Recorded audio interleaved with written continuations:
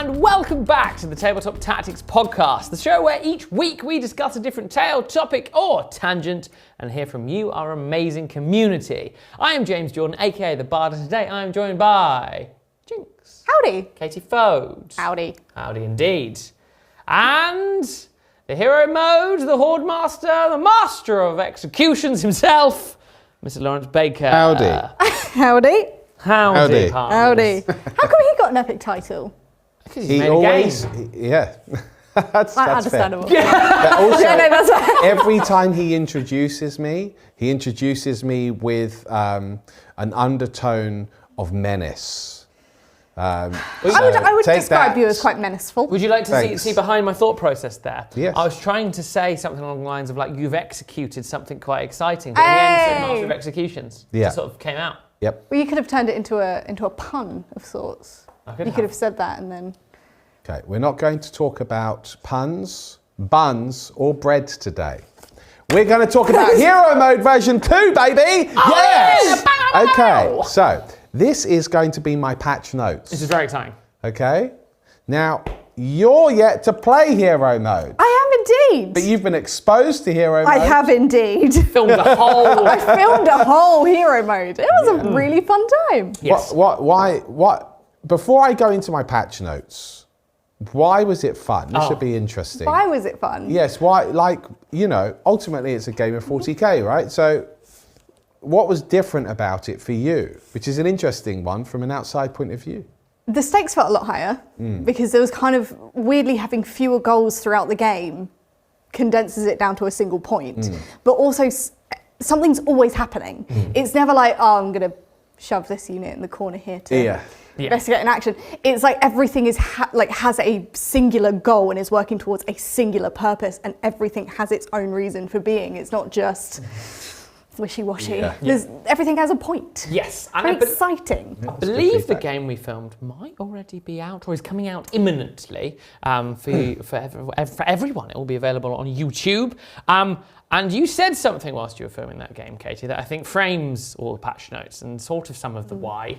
What was it that you said? I love this. It's a brilliant soundbite. So as I was filming this game, directing, as I dare say, behind the camera, we're getting the shots all lovely. I said that it's the most invested I've been in a game of 40k in a really long time.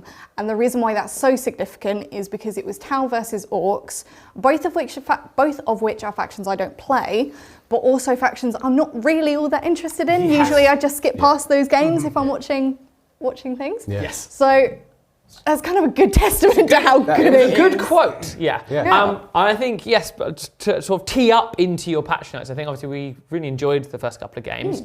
But there was just a couple of changes, little tweaks. Little something, little garnish, little je ne sais quoi. And in fact, I've made some significant changes. Yeah. So I'm not going to go over all of the rules because if you're watching this, I'm going to assume you've seen the initial one, so you understand the concept. I think what you were feeling, thank you for the feedback, was really cool. I think ultimately what I tried to create with this was something which would be cinematic, that would have stakes, and also something which ultimately would be a really great way of getting people into 40k. Yes. And I've made it even more accessible now, I think, with these changes. So let's go over the changes, and then we can discuss those changes. So, the first things first is the hero army is still 400 points. Yep. I've not changed that at all, okay? That's what it is. One of your characters must still be nominated as a warlord, okay? Everyone's happy with that. Very happy. You still can't include the same data sheet more than once because it's cinematic. We don't want spammed characters. No, we don't want spammed units. This is everyone's different. They're an individual. They're a hero. Can't have 4 Dantes. However, I wanted to bring in every faction and make them more viable. And I wanted to bring in a change which would still allow for that cinema, because a lot of heroes and also bosses usually have like henchmen or bodyguard. Red shirts. Yeah. And I feel like a lot of characters for some factions, like Votan and so forth, are quite limited. And if you don't allow them like a special unit to join, then you'll miss out on really being able to take them in an effective way in hero mode. And then what about poor old Deathwatch? Yeah. Deathwatch, the army that Games Workshop forgot, crammed them in another codex and took their codex It's nice away. that someone thought about them. We are nice people. I thought, why not allow the Deathwatch to play in hero mode properly? Okay, so I've now allowed your Warlord unit, Just the Warlord, to take a unit that his leader ability allows him to join, that you can take those unit as an effective bodyguard. Yep. Okay, so that means if you're a Terminator, if you're a captain in Terminator armor, you could take a unit of Terminators. You could lead them. The assault Terminators or the Minimum shooty size though as well. Terminators. But it's minimum size. Now, why have I done that, do you think? so you can't take 10 Terminators. It's Because a that'd be a bit much. It kind of defeats the purpose of hero mode. It becomes Terminator mode. Right. Yes, I'm indeed. not trying to, I'm not enabling you to break the game by, going, well, I'm going to spam the best unit and take as many bundles as I can. That's exactly how people sound. Exactly. And use your plot armor to do the re-rollable saves there, because yes, it does work on the Bodyguard will unit. get all the same rules. So let's unpack some of those rules right away, because it was comments in the patch notes. I already had some comments saying, hey, does that mean the bodyguard get trademark weapons? No.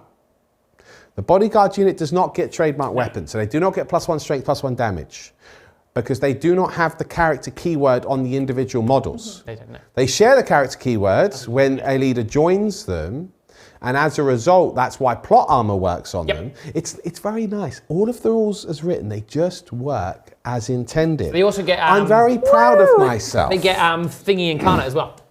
Death They incarnate. get destruction incarnates because they're character unit. Yep. They will get destruction incarnate. So if you got those, let's see, crack missiles on your Cyclone missile launcher or something, and you've got a multiple damage weapon, that will spill across. Yep. So Terminators are nasty, Very nice. and many other bodyguard units will be nasty. Blade Guard will have destruction incarnate on their weapons. Sanguinary Guard. Sanguinary Guard. But you could only take 3. No, take 3. And they can only join Not obviously oppressive. characters and Dante and things like that. Exactly. Now, the why be the is, Lord. I feel like I've explained the why. It means that things like Deathwatch are now unlocked. You could take Watch Captain Artemis or Watchmaster leading a kill team, and that's going to come in around 400 points, which is really cool. Okay, all happy there? Any questions? That's very good. I Let's like move it. on. So, we then have the Horde Army selection. This is a pretty big change. Yes, indeed. You're wafting it at them. I've taken away 500 of your points. Have indeed. Oh, Poor Horde Masters everywhere. I mean, Now, why did I do that? Well, from the games we have played, there's sort of two schools of thought. From my perspective, from having done some, I guess you could say, arguably playtesting, I sometimes either felt that like the last wave was just like a very deadly cherry on top of an already very deadly cake and was sort of a bit moot, or alternatively, was also moot by extension of being sort of too late in the day to do much. To actually be effective. So it just sort of goes, ha! Yeah. And doesn't really add anything to the overall experience, and also sort of it sort of elongates things unnecessarily. Yeah. Whereas there's also something else you've adjusted. Yes, well, because your buy-in then, if you're the person that's wanting your buddies to come over and say, hey, just bring your characters, maybe they're your friends which are new to 40k or whatever it might be, or you're going to someone's house to play hero mode. Yep. Now you only need to bring a 2,000 point army, Exactly. which is what most people are used to bringing, rather than an extra 500 points, which it ruins the accessibility. And I agree, the final wave was either too effective or completely ineffective. So therefore, kind of redundant, not necessary. So I've split it into 4 waves rather than 5 waves now of the same 500 points. Your first 3 waves can be up to 500 points. If you haven't spent 500 points every time, you can spend all of the remaining points in your final wave. And I've done that as well. So it allows your final wave, the Warlord wave, to be the big nasty wave. And also it allows you to really get the most out of your points. Because as we know in 10th edition, there's a lack of granularity. So often your list isn't going to be you know, 495 points. It will be like 470 or something for each wave. You get a little bonus on the You get a little something, okay? Aircraft units still can't be included. You still need a minimum of 5 maximum strength battle line units to represent the Horde, which will come in waves 1 to 3. Your Warlord still comes in wave 4. Your Warlord must still engage with the enemy Warlord unit when possible to do so. Okay. That's it for the Horde army. Yep. Okay. We're not talking about the mission rules yet. All right. Don't get ahead of yourself. I'm not getting ahead of myself. Okay. So now we come to the hero army rules. Yes. Okay. I have changed one significant thing. Yes, indeed. Chosen heroes. Okay. So chosen heroes, it had player infantry character units that do not already have so gain the lone operative keyword. I've now included battle suit and mounted. Brum, brum. How do you feel about that, James? I think it was necessary. It was something it wasn't an oversight. Obviously, there's a deliberate delineation there because things like tank commanders, we didn't want them suddenly getting all the rules because it seems preposterous. But we found that because battle suits like your Farsights, your commanders, are vehicles and not infantry. Right. Same with Samael or like bike chaplains. They're not a tank commander. They're not a Leman Russ. They're not a Primarch that has the monster keyword, but they were sort of suffering from the same limitations of those. Right. So giving them that little, it makes sense because they are equivalent as a foot character. That is on a bike. Your cool Thunderwolf, you know, Lord of Thunderwolf, you know, all that jazz as well, which is really battle suits then also benefit from it as well because they are effectively infantry characters. Right. It's just, Woo-tow! That's all I've changed with the Perfect. hero army. It's the same as it was before. Makes complete sense. Okay? We're going to move over to the Horde army next. Okay, the Horde army basically has no changes other than the waves, as I've discussed. You've got a 2,000 point army. You split it into 4 waves. It comes in the first 4 battle rounds. The first and second wave must include the 2 battle line units at maximum strength, and the third wave must include your final battle line unit. Now that doesn't mean you can't include more battle line units, but you have to include 5, and those 5 have to be at maximum strength. Okay, that's it. That's very exciting. Very exciting. We then move over to the core rules changes with heroic recovery stratagem. What I've done with this is I've really clarified when models get back up, how they get back up, where they're placed. I won't go into all of that now because that doesn't matter as much. You just read it and it will clearly state where you put your character model and so forth. Only models with the character keyword, this is what you should take away from this, will be put on their side as a marker. Yep. So what that means is if a bodyguard unit is destroyed, you will not be able to use heroic recovery on it. You can use they're not heroes. You can use it on them though whilst they're still alive. Because the hero's almost pulling them up by their bootstraps. But if your bodyguard unit's wiped out, They're dead. they're dead. So that's like a downside to not just taking actual character models. But you know, it's something for you to consider. Okay, heroic recovery is still 2 CP. Yep. You can do it on an infantry, battle suit, or mounted. Makes sense. Yeah. Okay. For the same reasons as the previous one. Yeah, that is below its starting strength or has been reduced to 0 wounds if it's a character model. It's still 2d3 wounds back, and then I explain how you actually get back up. You still generate CP by destroying units if you're the hero. Nothing else has changed there. It's a significant change in that I'm allowing you to do it on battle suits and mounted, but other than that, that's it. Functions the same way. Okay. We're now going to go to the rules. Here we go. Okay? Here we go. So, Crucible of Heroes deployment's still exactly the same. It's the same. It ain't broke, we ain't fixing it. Evacuation zone is still the same. I particularly enjoy this, you know, an objective, multi-ball. Multi-balls are very they can all fun. become active. It all changes in escalating threat. Okay, so in the deployment phase, the Horde army must set up waves 1 to 4 in strategic reserves, because we know we have 4 units, 4 waves now. Units in wave 1 may deploy using the infiltrate ability, so it's clarified that now. And up to half the units from each of waves 2 to 4 may be deployed in deep strike if they have it. Very nice. Okay, not in wave 1 though. Not wave 1. Not wave 1. You can infiltrate in wave 1. Because you've snuck in. But no deep striking wave 1. No. The hero army is the attacker and takes first turn. Yes. Did you hear me? The hero army. I heard it loud and clear. Not the Horde. And I think it's a fantastic change. Yeah, it works really well because other than the obvious fact that a hero player could just save the 2 CP for heroic recovery and always stand their warlord back up, guaranteeing them the plus 20 bonus points.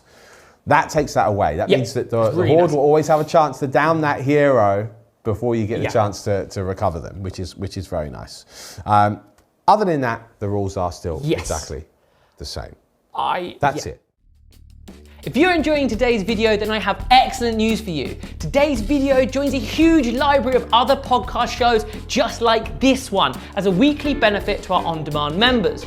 The podcast show is an opportunity for us to discuss different tales, topics and tangents and hear from our amazing on-demand community as a reward for all of their support. They get to submit questions that we answer on the show. Available right now and instantly is over 60 episodes of podcasts just like this one. So if you want to sign up now for instant access to all of these episodes, head over to tabletoptactics.tv or download our app today. We'd love to have you there, chatting in the comments and submitting show ideas. Anyway, let's get back to today's episode. It's very interesting because I think stuff like battle suits and the mounted and things like that and some of the changes to heroic recovery are more sort of patch notey things. It's tidying things up. Refinements. But I think the decision of 4 waves and the change to escalating threat is important because having now played version 2, it ratchet ups the tension without taking away from what the core game mode is. I think they're less patch notes and more just actually adding more excitement in. Because the heroes going first, gives you a chance to react straight away. So the heroes kind of have the impetus. A punch. They're immediately like, you can see the wave, but and you could choose to move away from it. Exactly. But then you don't know where the next wave's coming on. And you think like video game logic, they would be shooting at the stuff coming towards them as it's coming towards them. You get to start on the front foot and it allows you to be reactive as the player to the horde rather than sort of sitting pretty for a turn and then dealing with it afterwards. So I think it moves the momentum back onto the heroes, which it being hero mode makes sense. And then the 4 waves is really nice because something I think I've really appreciated when we did it recently is then Battle Round 5 feels more like the decider rather than like an extra turn. Do you know what I mean? It feels like everything's in now. It's now go time. That you're either killing the warlord because the horde will get the impetus to finish you off at the end if you haven't played correctly, or then it's like you're setting up for holding the last sort of defensive bastion. So I think it just elevates hero mode to make it just plays, I think it just plays better now, which is really exciting. It's even more exciting. It is, that's what I would say. And I would say that it's still tough for the heroes. It's not an easy game for the heroes. No. You know, you could argue maybe it could be a little bit too hard, depending on the factions that you are, and depending on if like deep strike charges get pulled off. But that's always a game of 40k anyway. But I would argue that it's definitely winnable. And it's definitely replayable. You can even kind of self-regulate and kind of temper the difficulty yourself by, as the Horde Master, by taking different things in your waves. So if you kind of want to start as an easy level, you just take the simpler units and then escalate in future games. So you can kind of temper that difficulty 100%, level. 100%. And I think what is nice as well about having the ordering of what happens is like the wave comes in, which gives a sense of tension because you can see everything that's come in.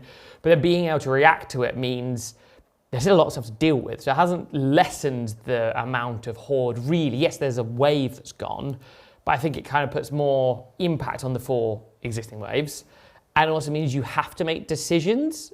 You have to kind of be proactive, like right, I'm going to go for the objective and come whatever may.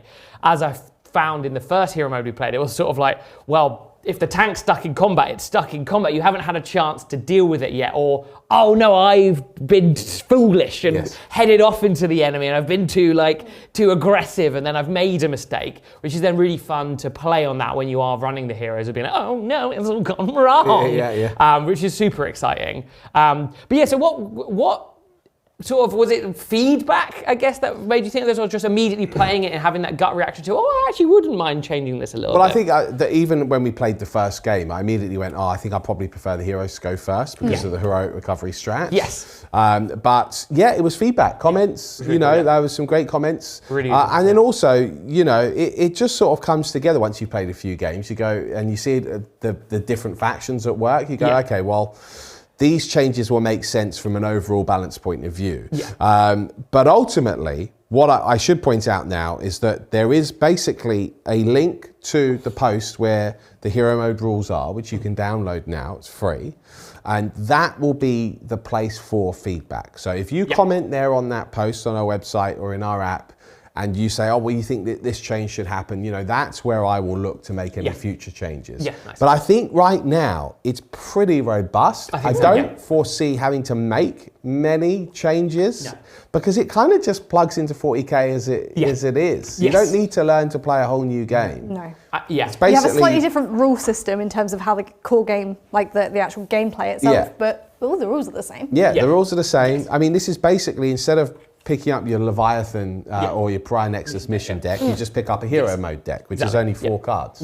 Yeah, I quite like that because the contrast of Combat Patrol, which has different data sheets, is actually quite nice to use the same data sheets. And I would argue this teach people to play. Right, this is a better way to get people in to 40K. This is why I like it, because I think of those people that have these massive armies. Maybe they have like a smaller offshoot army. And that's what they can be like, come along, come play my tiny army, and I'll be the horde against you, and I can get you into it. It's a much cheaper way for the people playing the heroes to actually participate. Exactly.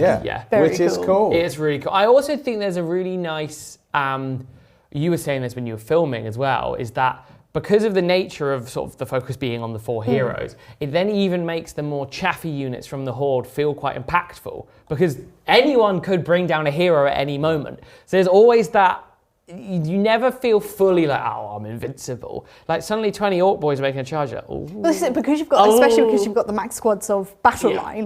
Like they can do a different weight of fire is huge. It makes a big difference. And I think, I mean, beyond maybe like adding in the future, adding different deployments or different missions, I think the core game itself now, I think like a lot of people immediately were like, what about mounted and battlesuit and things like that? Obviously, like patch notes will fix that and we'll find things as we go. But I think, as it stands right now, it's so very playable without needing too much. And I do like the bodyguard as well. How would that work for me? Because obviously the first game we did was with the Gaunt's Ghost. Yes. So what would you change now from a guard list now that you've got a lot more options now in theory? I think guard, I would be surprised if you don't always see like a tank commander, because I think it just adds so much to them. But what else, now that you can have, you know, an officer in a command squad or whatever else, you know guard better than me. What sort of leader abilities would you flex? It allows you stuff like, for example, you could take Creed and some Kassakin, which is quite cool. Or you could do like a Militarum Tempestus squad and some Scions. Like it gives you some of those options, and also it makes you play very differently of that. Gaunt's Ghost, obviously, they're all kind of like character style units anyway. They're an unusual unit. But suddenly having a Castellan, a unit of 10 guardsmen, he gives them sustained hits. So they're like your gun line, like almost like, you know, like you could create a circle around the core objective. They're just firing volley fire into the horde. So there's that kind of thing that makes them feel more like guard now. Obviously, it is just the Warlords unit. Yes. And I do think stuff like guard and gene stealers are kind of it on hard mode. Yes. Which, because you're like, squishy. Yeah, because you're playing the regular, almost arguably, not the heroes of the setting in a weird way, which is a really fun way of putting a twist on it. Obviously, the bodyguard, I think the minimum size, that we ummed and ahed on it for a while. I remember you saying, I've got an idea. I was like, I love it. I do really like it. But I think you're right, like having the minimum size is necessary. Otherwise, it does sort of defeat the point sometimes. It becomes sort of, as you say, like Terminator mode, it becomes something else. It becomes the Warlord and his bodyguard mode. I mean, you know, it'd be interesting to hear what, you know, the feedback is from you guys. Do you think having, allowing a max strength size bodyguard would be okay? For some factions, I think it would. For some others, it would be oppressive. I think Games Workshop have been relatively good at self-regulating in a sense of the squishier stuff tends to have a higher minimum squad size, and then the tougher stuff has a smaller one. So that kind of works with that actually quite well, because I'm thinking of like Battle Sisters, for example. If you had them as a bodyguard, I think they are squad size of 10. But also they are so much squishier that they will die. And Morven Val could take a Paragon Warsuit. That would be really cool. Really cool hero though. Well, we should do that. I think it's that thing, isn't it, of like, even if you think, the cool thing I found with the Warlord thing is it kind of makes your Warlord feel tougher. You can't spread 5 Terminators across the board because they are one unit. Right. And what's great about the mission and having that, you can have like, cool, I've got 10 Terminators, like, great. they're like an absolute anvil. They can hold that point as long as they want.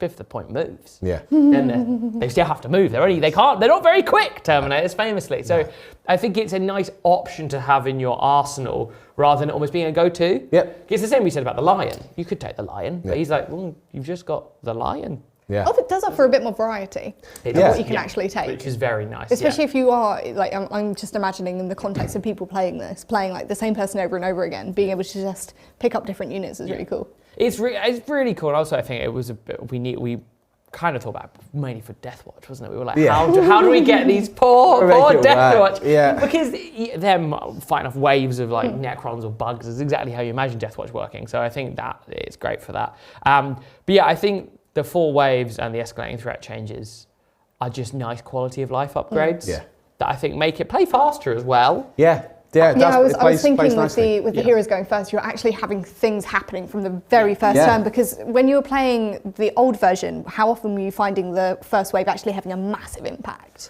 Yeah, it kind of often felt the first wave would also just sort of sometimes could almost accidentally swamp you. Yeah. Yes. Because you kind of get lucky with a couple of kind of get that charges. balance better. Yeah, whereas if you charge them and then get swamped, that's more full you. Yes. But to get immediately like, oh, I've got 40 gaunts on Like me. you can't do anything about that. Yeah. Whereas the hero has the immediate... It's nice to be able to thin them out, so when they do charge you, you're like, oh, I've got a chance of finishing off and getting out of combat. So I think that's really nice. And also, not being able to just be like, well, it's turn 5 now, I've got 2 CP, I'm not going down. Do you know what I mean? That's nice. Also, I think the ever-changing excitement of, all right, the heroes go first, the horde appears, you don't know which quarter they're going to appear in, but whatever quarter they appear in, you know that you can move away. But what if the objective nearer them is the one that's active? Yeah.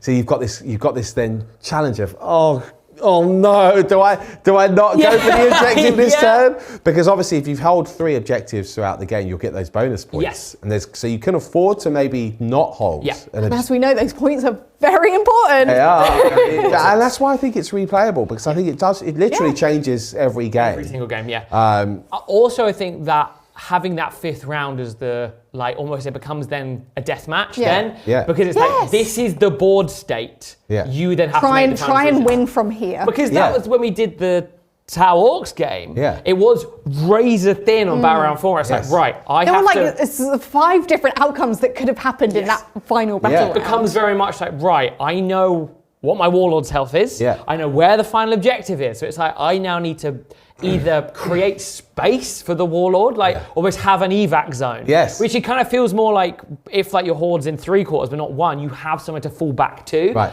Which then feels like you've done your job and you're now getting out of dodge. So it has that cinematic ending of like they're all running to the chopper kind of thing. Which works really nicely. Or you can have a last turn gambit. Like let's say that you've had to sacrifice the primary throughout the game of the heroes and you only picked up 2. Yeah. You can't get the last one, but you could win the game if you kill the enemy Warlord. Exactly, Because you get a bonus 20, because you go, right, I'm going Go for it. Yeah, everyone just guns for the hero.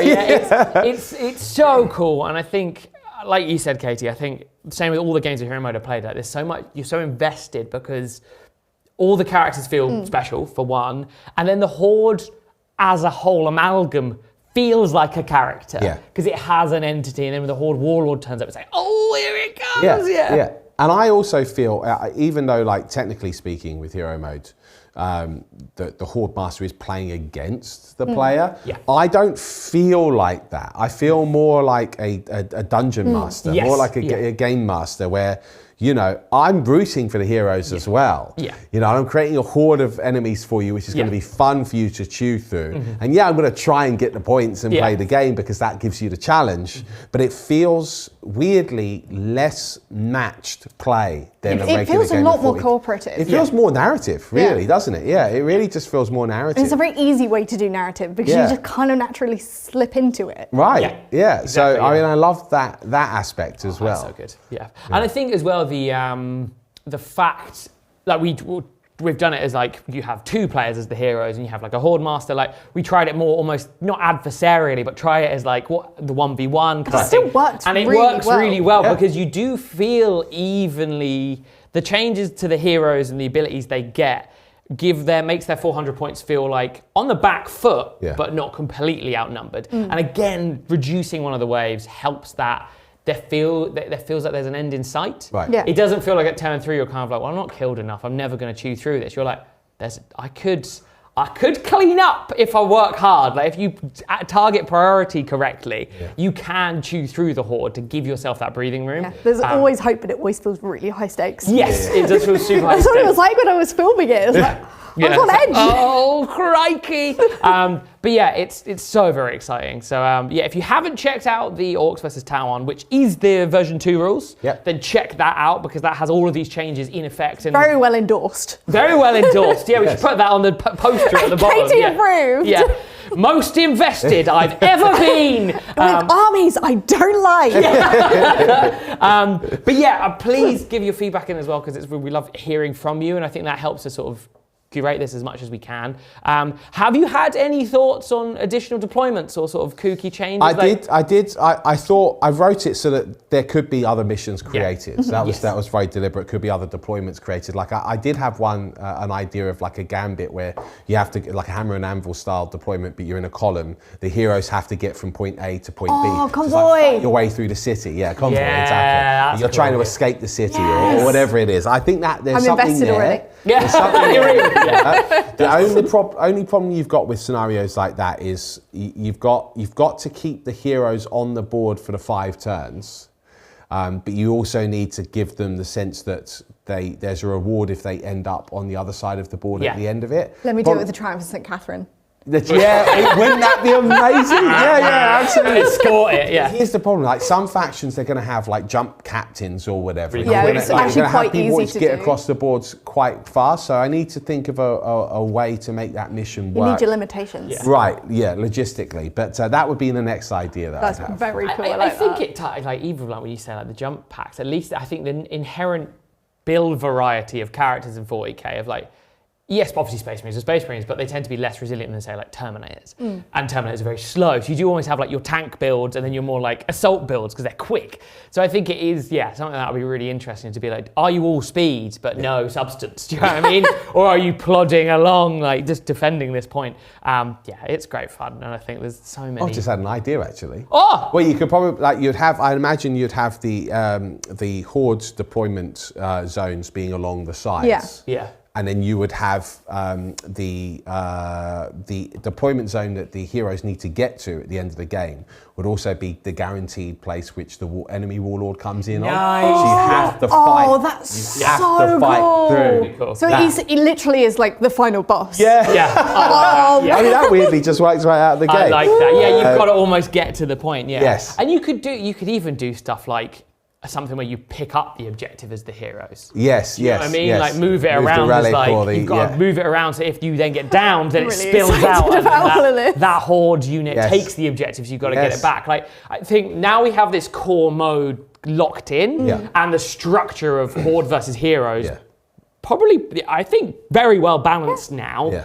I think that it then gives us the opportunity, like, cool, we know that core mechanic works. It's then the weird different ways you can play with that, I think is the next kind of steps, I suppose. But yeah, that'd be a good one. I just need to find the time to write that next part. Yeah. But first of all, you guys get some games in at home. I know many of you already are actually. Yeah. You've been leaving comments. They've been saying- sending in their lists. Yeah, which is really cool. That genuinely has been really exciting, the amount of people being like, I'm playing it this weekend. Yeah. I can't wait to play it. So like, please share your results with us and like how you found it. Like, let us know. And also how you find the patch notes as well, because I think like, it's just such a good time. Yeah, and then also if you do want to play solo, or you just want to, you and your buddy want to play just as the heroes yourselves, then again, I mean it's written in here anyway. Yeah. Use Paul Hammer's Horde mode AI. rules. And that works perfectly out the gate as well. So you can It's just kind do of it that slots way. straight into this, yeah. and then it'll just work from there. But it's Very awesome. cool. Yeah, but I really want to see this Triumph of St. Catherine. Can we get Fletcher to paint it so I can do that, please? I'm keen for that game. It'd be really cool. Morven Val leading it. I'm excited about the column. I think there's Yes. something to that mission. It would be Very really cool. But yeah, Like so a yeah, tune watch launch this session. space for any more updates to that. And as we said, like please head over to the website and add your comments there for the feedback purposes. And if you haven't already or are about to, do watch the video where we do the version 2 because you can see it in action and see quite how I think that game literally came down to the final dice roll, didn't it? It was It was a 40k cinema at its best. It was a fun day, but a very stressful afternoon. It was brilliant. the edge of my seat. Yeah, quite literally. But thank you very much for joining us today. As per usual, I have been James Jordan, aka The Bard. I've been joined by Mr. Lawrence Baker, the Spider himself, The Horde Master. the Horde Master, and Katie Fode, Jinx. We have been Tabletop Tactics. We are the hero mode. And we'll see you guys on the next one. Bye-bye.